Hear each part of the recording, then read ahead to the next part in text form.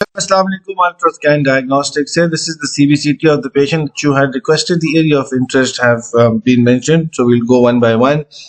This is the panoramic view. The upper right second molar 1/7 is fractured, as you can see quite clearly here. There's a horizontal fracture. The root is separated from the body of the tooth. This is the parietal, and this is the mesiobuccal. So the distal is fractured. You can see very clear sinusitis here, so immediate implant placement is not advised. This will need to be grafted, and a sinus lift should be done in later stages for implant placement here. The upper right 1/6, again, we've got very limited bone available here. We've got good width but absolutely no height. So here again, and severe sinusitis here.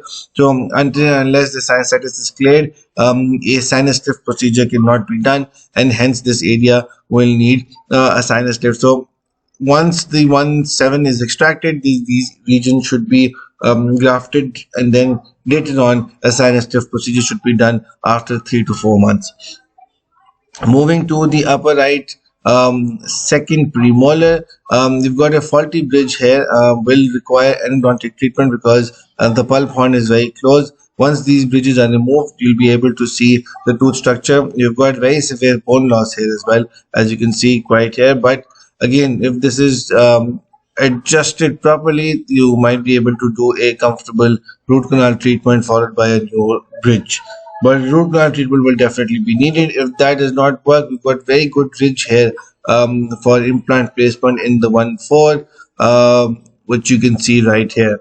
The canine on the upper right side will require endodontic treatment as well, because once the crown will be removed, then you'll be able to see that it is very close to the pulp point and might require endodontic treatment.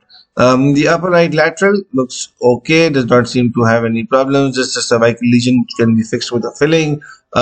We've got one which is not which is edentulous.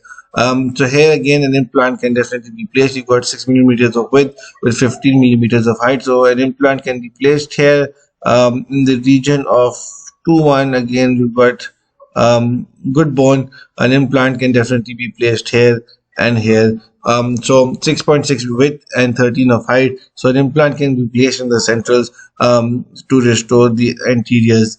Moving to the lateral incisor, and then we've got 2/6 here. 2/6 has very significant bone loss, especially on the buccal aspect. We don't see any pulpal involvement at the moment. We do see secondary caries underneath this tooth right here, but other than that, we don't see anything significantly problematic with 2/6. 2/7 can definitely, sorry, my apologies. 2/7 can get an implant, especially a shorter 6.5 length implant. Without sinus lift, there will be just a slight bump up, and the implant can be integrated here on the upper left side. But 2/5, however, cannot get an implant without a sinus lift. This is the lower left second. This is the lower left lateral incisor. Here you can see 7 millimeters of width with 14 of height, and then you've got good space here where you can actually see that the lower right lateral incisor has 7 millimeters of width with 17 millimeters of height once the tooth will be extracted. So this is going to be very similar to a previous case this particular doctor did, where we can place deeper implants and give a prosthesis which will have a long crown to implant ratio. But again, that's the best case scenario, because bridge is not advisable due to the inclination of the canines and the periodontal disease associated with it. The lower right, the last tooth is the lower right second molar, first molar.